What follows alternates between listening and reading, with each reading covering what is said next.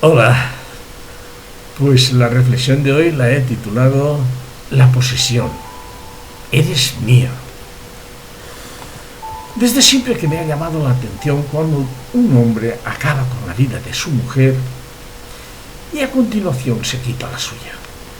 He intentado comprender qué pasa por la mente de esa persona que le lleva a actuar así. ¿Qué hay en el mundo que tenga más fuerza que la propia supervivencia? Quizás sea un extremo que nos llega desde la falta de madurez. Vamos a analizarlo. Antes que nada, vamos a diferenciar dos cosas muy importantes.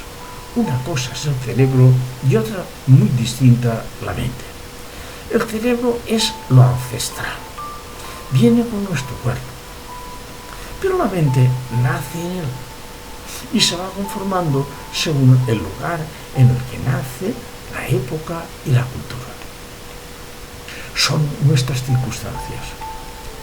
Y son estas, junto al mismo cerebro, las que van conformando la personalidad.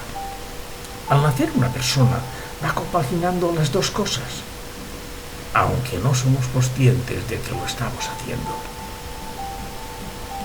El cerebro nos envía el mensaje de que hay que sobrevivir, pero es entonces cuando aparece la mente y nos dice lo que hemos aprendido en nuestra existencia, la llamada intuición. Como cada persona es un mundo, habrá todo tipo de reacciones y soluciones.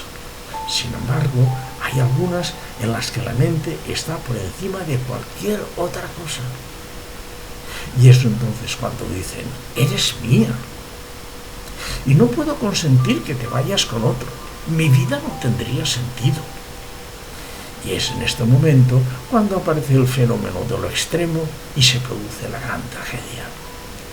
Otras circunstancias ya llegarán y acabarán en cualquier tipo de desviaciones violentas generadas en general por las mentes masculinas.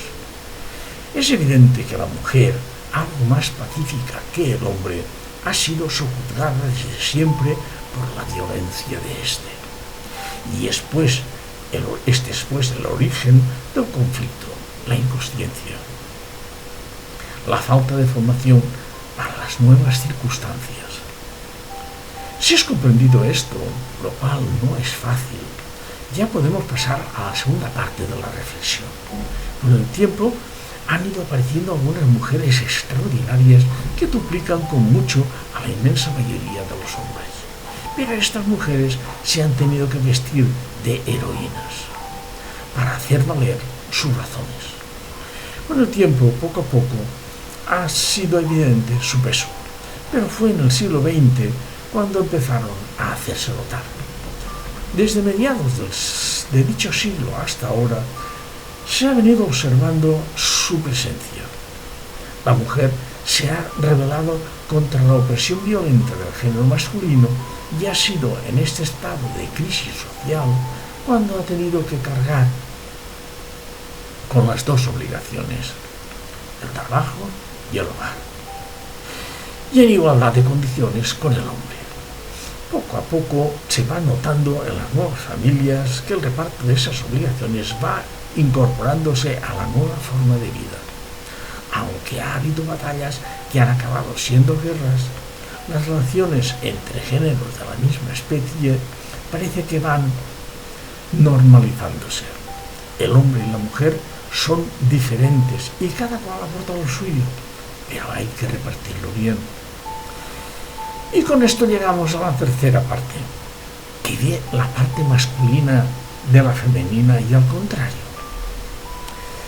Porque los dos se atraen. El hombre, desde la noche de los tiempos, ha venido seleccionando a la mujer. Menos estatura, la complexión más débil, pero sobre todo a sus ojos preciosa. Ojos grandes, nariz fina, la feminidad, la gracia, la seducción, menos violenta. Y luego las nalgas y los pechos también son cosas que atraen. Total, acaba siendo alguien que se encargará de la prole, del sexo, la reproducción y de la cueva. ¿Y qué ve la mujer en el hombre? Pues la protección, la fuerza, la agresividad, mucha iniciativa, pero sobre todo alguien que proteja su prole. Ella se siente segura por todo ello y acepta el rol hasta nuestros días. Por lo tanto, todo tiene un límite.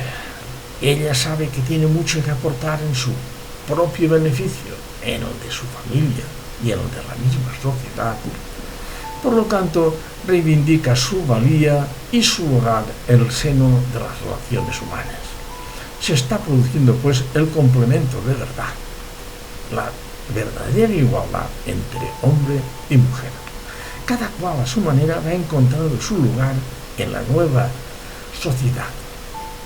Tardaremos tiempo en verlo logrado, pero algún día será evidente. Por último, alguien puede decir, pero están locas. A lo que yo le contestaría, ponte en su lugar. Para evitar conflictos, las religiones tomaron el sexo y lo hicieron suyo.